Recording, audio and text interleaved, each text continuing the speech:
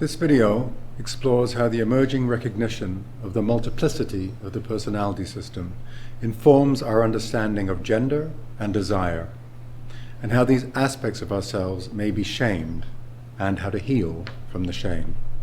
The multiple nature of the personality is variously referred to as subselves, ego states, or parts. The model I find most helpful in describing our systems is the IFS model. For more on this, please go to my video, Understanding the Personality System. When we're doing inner work, when we're exploring the different parts of us, what becomes revealed is that many of us have parts who are boys and parts who are girls. Some of those parts are gentle and shy and introverted. Others are outgoing and more extroverted in their presentation. So this is the yin and yang of parts. That often gets overlaid with cultural values about masculine and feminine, which are weighted within our patriarchal culture that sees male as preferable to female. But really, what we're talking about is yin as a kind of receptive and yang as a more assertive energy. Some of our parts feel affectionately towards boys, and some feel affectionately towards girls. Our young parts' affectionate bonds may or may not later develop into sexual attraction. Older, adolescent parts may have some sexual attraction to boys, and some will have sexual attraction to girls. Now, our biological sense is a given. For most of us, we're in male bodies or female bodies. However, not necessarily. Intersex individuals do not fit typical binary notions of male or female bodies, as defined by the United Nations Office of the High Commission for Human Rights. That said, most of us, therefore, are typical and have, housed within our biological sex body, a constellation of parts with different genders and orientations. Dr. Alfred Kinsey's pioneering work showed us that sexual behavior is normally distributed. Most things in nature are normally distributed. Normal distribution curve describes the average or the most common and the range. So, for example, height is normally distributed. There's a range of heights in human beings, and there's an average that falls within that range. Rainfall over a year in a given place will be the same. So on one day, that rainfall may not be average, but over the course of a year, it averages out to this kind of a distribution. And in terms of sexual orientation, then, the range is from 0, exclusively heterosexual. A 1 would be predominantly heterosexual and incidentally homosexual. A 2, predominantly heterosexual and more than incidentally homosexual. 3 would be equally heterosexual and homosexual, what we describe as bisexual. 4, predominantly homosexual, more than incidentally heterosexual. 5, predominantly homosexual, incidentally heterosexual. And 6, exclusively homosexual. Maybe gender identity is similarly normally distributed. If so, about 10% of us are exclusively homosexual. 10% of us are exclusively heterosexual. 10% of us are exclusively transgendered, meaning all of the parts in the system have a different gender from the biological sex presentation. And 10% of us will be exclusively cisgender, meaning that all of our parts have a gender identity which is congruent with the biological sex of the system, and the rest will fall within that range. So again, if this is so, why is it not generally understood as such? I think there are two major reasons. One is the historic and prevalent assumption of the monolithic model that forces us into one identity in terms of personality. I am male, I am female, I am gay, I am lesbian, I am bisexual. But consider for a moment, if someone says to you, "How are you?" You'll have more than one part which will consider responding. If it's an intimate, you might say, "Not so good today." If it's a casual acquaintance, you might say, "I'm fine." Different parts of us will respond to that question. And it's a nice indication that we clearly have different parts at different times. Second piece that informs us are the values and judgments about our parts. That informs our system and how they've been internalized. Many of these values and judgments are held by our inner critics, or our manager parts, who want us to be good people and beyond reproach. Let's look at our cultural norms about sexuality and gender and how our inner critics learn about what's right. If someone identifies as lesbian, gay, bi, and/or transgenders, they're subject to a lot of name-calling. Dyke, fag, freak, fence-sitter, pervert, lessee, abomination, queer, deviant, even child molester. The thoughts and feelings and beliefs that are connected to these words are hate, disgust, often anger, revulsion, abnormal, unnatural, damned to hell, anti-family, some sort of threat that needs to be feared. And along with these feelings and beliefs, we have institutions and systems whose ideology supports, to a greater or lesser extent, these ideas and values. And those systems include the justice system, religious systems, business, education, media, healthcare, social welfare, military, political, and family. Into this mess of oppression steps the newly emerging lesbian, gay, bisexual, and/or transgendered person whose drive to live authentically compels him or her to claim their place in the world, often during the difficult and awkwardly self-conscious developmental stage of adolescence. This means that when most in need of our support, our cherished children step hesitatingly into the arena of gender and sexual self-awareness. The internalization of the values reflected in these various social and systemic structures and the corresponding pervasive and toxic ideology will vary according to other factors, such as perceived support, and they will nonetheless significantly impact the self-esteem of some parts. Freak, lessee, queer, pervert, fag, abomination, queer, child molester, disgusting, lessee, queer, disgusting, fag, fag, I hate you, child pervert, molester, queer, disgusting, queer, abomination, shouldn't even be queer, queer, I queer, hate freak, lessee, disgusting.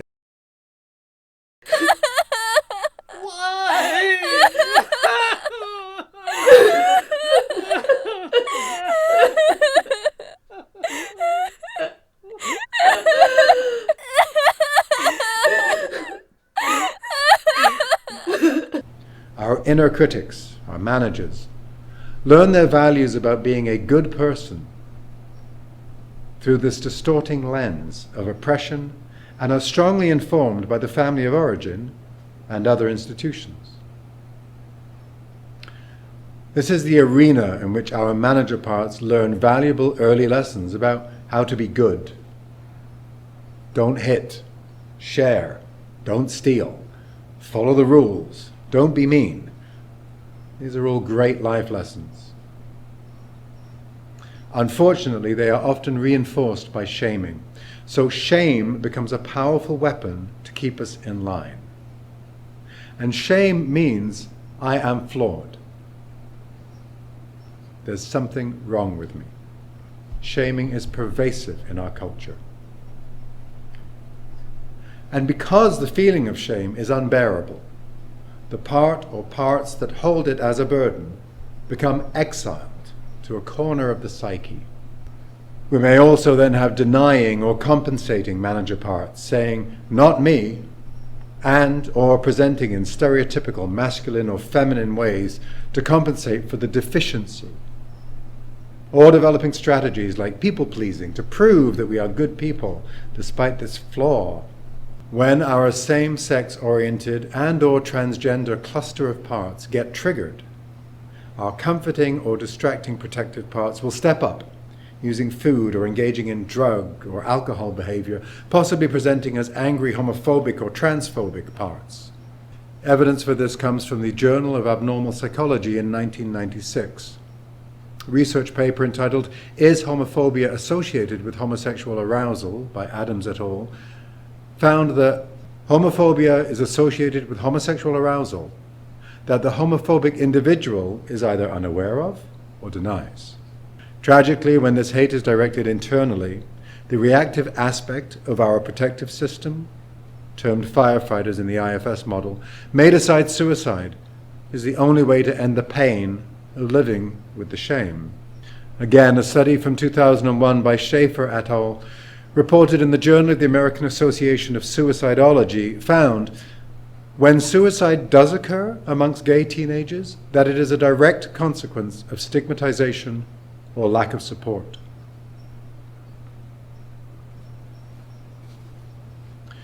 Coming out to oneself is a process of internal psychosocial loss and grieving who I believed myself to be. This process includes shock, disbelief, numbness, sadness, protest. For more on the internal dynamics of this process, please see my video on IFS and grief. As a result of oppressive social and political forces and the legacy of their ideology, coming out also necessitates the assimilation of a stigmatized identity. And along with that comes the loss of heterosexual and/or cisgender privilege. Heterosexual privilege is all the overt and covert privileges afforded to individuals who identify as being heterosexually oriented.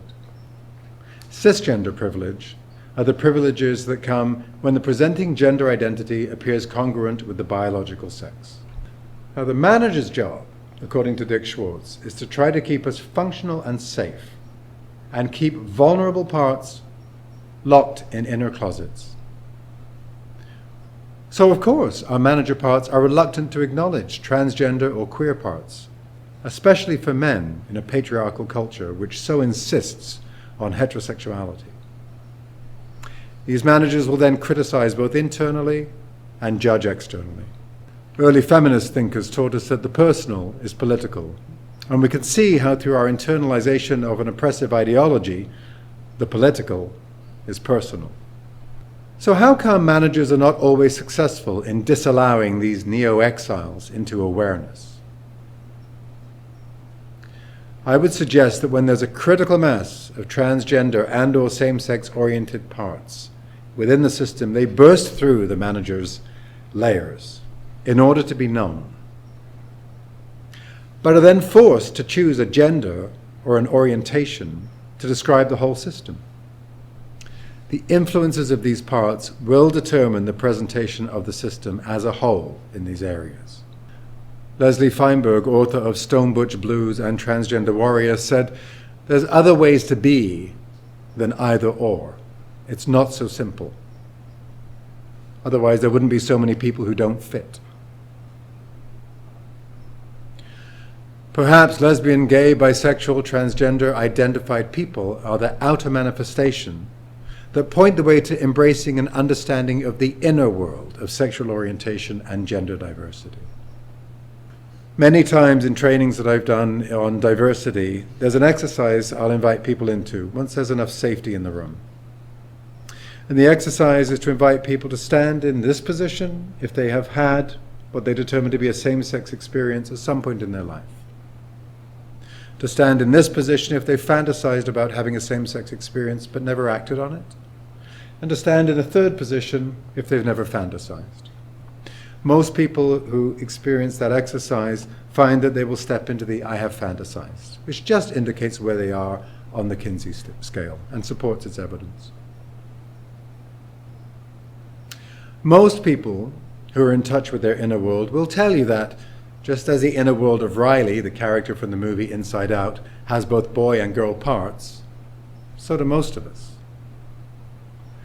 IFS therapists routinely hear clients reporting, for example, "That little boy inside me is protected by a fierce guard and she," or "My inner 6-year-old is crying, but say she has a big brother part that comforts her." The gender identity of our parts is not a big deal for them and tends to just show up matter-of-factly. Sometimes congruent with the biological sex of the person, and sometimes not. Same-sex oriented parts that get exiled want to be rescued, so will keep getting our attention when triggered, often in intimate relationships, or through the appearance of associated protectors, homophobic parts, or sexually disinterested parts, or tragically, and all too often, suicidal parts. Our same-sex oriented and or transgender parts may simply want or need to be seen and named. Getting to know them does not mean changing in any way. It's an internal exploration. You may be a biological man with a little girl inside that loves her daddy, and that part just wants to be known, or vice versa, or many other variations. You might want to inquire within your own system. Ask yourself, do you have any parts that have ever been attracted to men or women? Ask inside, do you have any boy parts or girl parts that would like to be known? If so, would you be comfortable sharing that information? Any discomfort speaks to our inherently oppressive culture.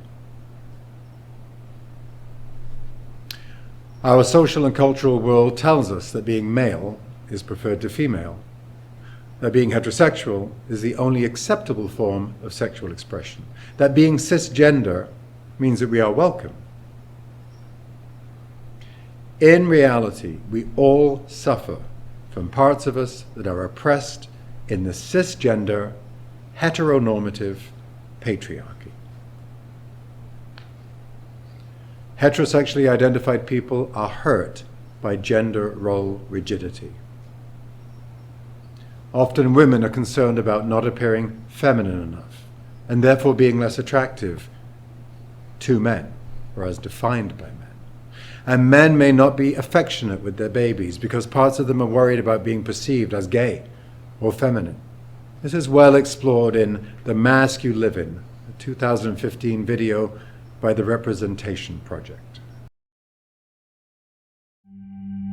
Stop crying. Stop with the tears. Don't cry. Pick yourself up. Stop with the emotion. Don't be a pussy. Don't let nobody disrespect you. Be cool and be kind of a dick. Always keep your mouth Nobody shut. likes a tattletale. Bros come before hoes. Don't let your woman run your life. You bitch. What a fag. Get laid. Do something. Be a man. Be a man. Grow some balls.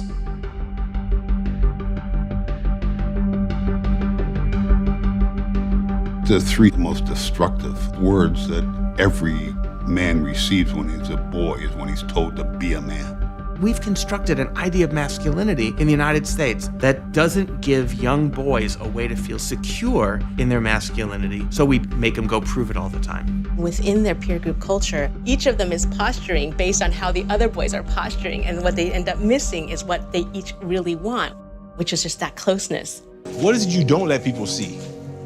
Almost 90% of you have pain and anger on the back of that paper. If you never cry, then you have all these feelings stuffed up inside of you, and then you can't get them out. They really buy into a culture that doesn't value what we've feminized. If we're in a culture that doesn't value caring, doesn't value relationships, doesn't value empathy, you are going to have boys and girls, men and women go crazy. Internally, many parts may be suppressed by other parts, and these suppressed parts carry the burden of shame for their existence. The energy expended to keep these parts deeply buried does not allow our life force to flow with ease, as the full richness and delight of our being is denied to us. As Feinberg says in Transgender Warrior, when our lives, and we can substitute the word parts here, when our parts are suppressed, everyone is denied an understanding of the rich diversity of sex and gender expression. Being well defended is not being fully alive. So to recap, in any given personality system, there may be yang parts, yang girl parts, and yin girl parts. There may be yang boy parts and yin boy parts. There may be boy parts loving boy parts loving girl parts loving girl parts, loving boy parts. When the majority of parts have a gender identity that corresponds to the biological sex of the person, we call that person cisgender. When the opposite is true, transgender. And there's a huge range between the two. When the majority of sexual parts have an attraction to a person of the opposite biological sex, we call that a heterosexual orientation. When the majority of sexual parts have an attraction to a person of the same biological sex, we call that a homosexual orientation. And again, there's a huge range between the two. So, people may be cisgendered and homosexual, heterosexual, or bisexual, or transgendered and homosexual, heterosexual, or bisexual. And that's just how it is. We are who we are, and all of our parts deserve to be celebrated, as do all people. Based on many years of working with clients and as a sexual health educator for the Ontario Ministry of Health here in Canada, I sincerely believe that this is the emerging paradigm that allows us to understand transgenderism and the variance of sexual orientation in a non-pathologizing fashion, and allows for both the healing of parts holding shame, as well as affording us the possibility for non-shamed sexual play. What the IFS model teaches us is that we exist as a gestalt of many. Often one part will be in the driver's seat, followed by another, and one of the goals of the therapy work is for self to be in the lead. Because all parts have either a yin or yang orientation, as well as a gender identity, and are aware of who they are attracted to, this thread of core identity runs through the entire system and, when shamed, can feel like shame is at our core. Understanding this model cognitively can and does help make sense of the distress held by some of the exiled parts, as well as the shaming manager parts. Yet shame is not innate. It's taken on as a result of perverse social conditions and trusted but false teachings. And because it is taken on, it can therefore be released. The method of permanently releasing shame is to bring self-compassion to the parts holding the burden of its weight, as well as compassionate understanding and gratitude to the shaming parts that believe they have our best interests at heart. Understanding by itself is not sufficient to allow the healing and transformation that is possible when self is invited to attend to the parts. As far as I know, the only way to do that work is with an IFS therapist who helps maintain the focus and can facilitate being permanently freed from the shackles of shame. This video outlines the basis for the framework that informs the workshop at the Internal Family Systems Conference in 2016 and hopefully future years.